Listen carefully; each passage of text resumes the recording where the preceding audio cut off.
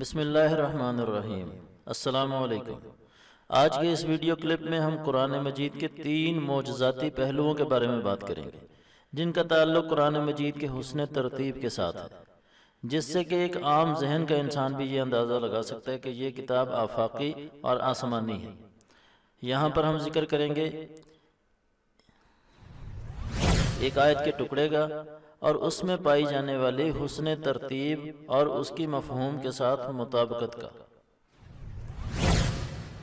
ایک آیت جسے ہم آیت الکرسی کہتے ہیں، اور یہ کس طرح ترتیب کے لحاظ سے ایک شاہکار ہے۔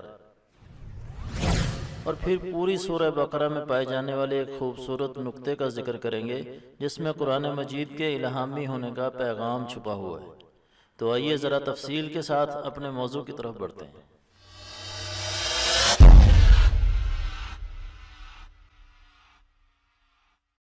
سورہ بقرہ قرآن مجید کی سب سے بڑی سورت ہے۔ اس میں کل 286 آیات ہیں۔ آیات کس طرح نازل ہوتی تھی یہ آپ کو پتہ ہے؟ ہوتا یوں تھا کہ آیت نازل ہوتی تھی تو آپ صلی اللہ علیہ وسلم صحابہ کو کہتے تھے کہ اس آیت کو فلاں سورت میں فلاں آیت کے بعد لکھ لو۔ اس وقت یہ آیت نمبر یا سورت نمبر نہیں ہوتا تھا، یہ تو بعد میں لوگوں نے آسانی کے لیے آیات کا نمبر دیے ہیں جس سے کہ ہم بآسانی کسی آیت کا حوالہ دے سکتے ہیں، یعنی آیت نمبر فلاں اور سورت نمبر فلاں۔ تو سورہ بقرہ میں کل آیات کی تعداد ہے 286۔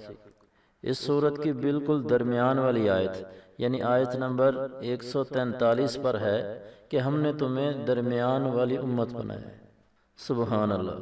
کیا یہ اتفاق ہے یا خالق و مالک کے کلام کی خوبصورتی اور حسن ترتیب ہے؟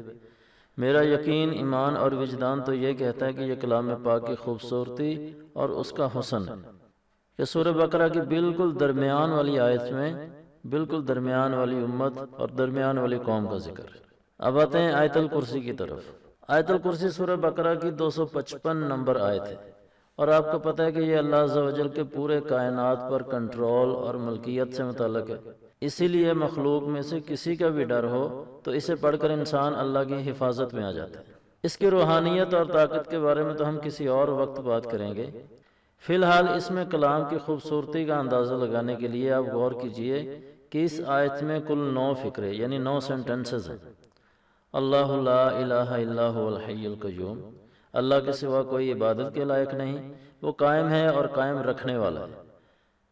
لا تأخذہ سنۃ ولا نوم، اسے نہ نیند آتی ہے اور نہ ہی اسے اونگ آتی ہے۔ لہ ما فی السماوات و ما فی الارض، اسی کا ہے جو کچھ زمینوں میں ہے اور جو کچھ آسمانوں میں ہے۔ من ذا الذی یشفع عندہ الا باذنہ، اور کون ہے جو اس کے حکم کے بغیر اس کے سامنے بول سکے۔ یعلم ما بین ایدیہم وما خلفہم، وہ جانتا ہے جو پہلے گزر چکا ہے اور جو بعد میں آنے والا ہے۔ ولا یحیطون بشیء من علمہ الا بما شاء، اور اس کے علم کا کون احاطہ کر سکتا ہے؟ صرف وہ کر سکتا ہے جس کے لیے وہ چاہے اور جتنا چاہے۔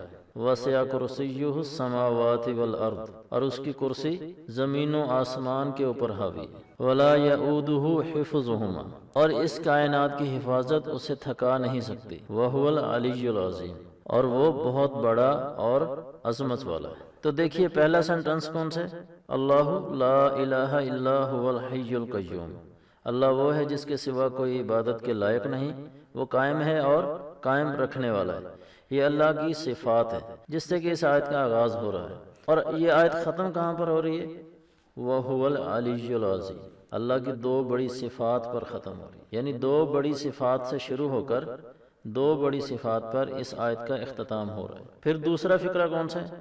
لا تأخذہ سنۃ ولا نوم، اسے نہ نیند آتی ہے اور نہ ہی اونگ۔ حفاظت کرنے والا اگر خود ہی سو جائے یا غافل ہو جائے تو اس کی حفاظت کی گارنٹی کون دے گا؟ مگر اللہ وہ ذات ہے جو اس تساہل اور غفلت سے پاک ہے۔ اس دوسرے سنٹنس کے مقابلے میں آخر سے دوسرا سنٹنس دیکھیے، وہ کون سا ہے؟ ولا یؤودہ حفظہما، اسے کائنات کی حفاظت تھکا نہیں سکتی۔ واہ ماشاءاللہ، کیا خوبصورت ربط ہے۔ تیسرا فقرہ لہ ما فی السماوات و ما فی الارض، اسی کا ہے جو زمینوں میں ہے اور جو کچھ آسمانوں میں ہے، یعنی ساری کائنات کا وہ اکیلا مالک ہے، اور یہ سب اسی ذات بابرکات کی ملکیت ہے۔ اور اس کے مقابل میں آخر سے تیسرا فقرہ ملاحظہ کیجئے، وسع کرسیہ السماوات والارض، کہ ملکیت کے ساتھ ساتھ پوری کائنات پر حکمرانی بھی اسی کی چل رہی ہے۔ بعض اوقات ہوتا ہے نا کہ مالک کوئی اور ہے لیکن حکم یا ایڈمنسٹریشن کسی اور کی ہے، یہ دنیا کے معاملات میں ایسا ہوتا ہے، لیکن اللہ وہ ذات ہے کہ جو اس کائنات کا نہ صرف مالک ہے بلکہ اس کائنات کا حاکم بھی وہی ہے، یعنی اس کائنات پر حکم بھی اسی کا چلتا ہے۔ چوتھا سنٹنس کیا ہے؟ من ذا الذی یشفع عندہ الا باذنہ، یعنی کون ہے جو اس کی اجازت کے بغیر اس کے سامنے بول سکے۔ اس فقرے کا ربط اس سنٹنس سے بنتا ہے وَلَا يُحِيطُونَ بِشَيْءٍ مِّنْ عِلْمِهِ إِلَّا بِمَا شَاءَ، اور اس کے علم کا احاطہ کون کر سکتا ہے سوائے اس کے کہ جس کے لیے وہ چاہے یا جتنا چاہے۔ اور پھر پانچواں یعنی بالکل درمیان والا سنٹنس کیا ہے؟ يَعْلَمُ مَا بَيْنَ أَيْدِيهِمْ وَمَا خَلْفَهُمْ، وہ جانتا ہے جو پہلے گزر چکا ہے اور جو بعد میں آنے والا ہے۔ سبحان اللہ۔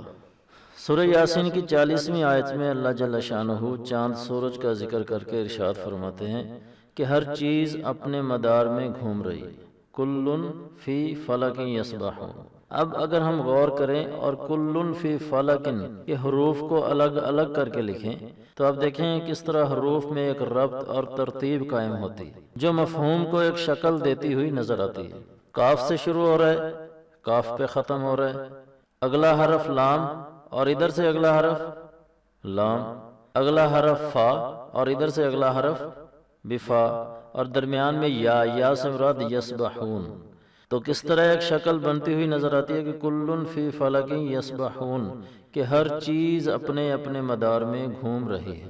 سبحان اللہ۔ اس کلام کے حرف کی بات کریں، فقرے کی بات کریں، آیت کی بات کریں یا پھر پوری سورت کی بات کریں، غور کرنے پر یہ خالق کا شاہکار اور کلام ہونے کا اشارہ دیتے ہیں، اور پڑھنے والے کو بتاتے ہیں کہ یہ کلام اور کتاب ایسی نہیں ہے کہ اسے چھوڑ دیا جائے، بلکہ اس کلام کو سینے سے لگا کر اپنی زندگیوں میں شامل کیا جائے تاکہ ہم دنیا اور آخرت کی بھلائیوں کے حقدار بن سکیں۔ اگر آپ کو ہمارا یہ معلوماتی ویڈیو کلپ اور ہماری یہ پریزنٹیشن پسند آئی ہو تو اپنے دوستوں کے ساتھ شیئر کیجئے، لائک کیجئے اور ہمارے چینل کو سبسکرائب کیجئے۔ اللہ تعالیٰ آپ کو اپنی خصوصی حفاظت میں رکھے۔ والسلام علیکم ورحمۃ اللہ وبرکاتہ۔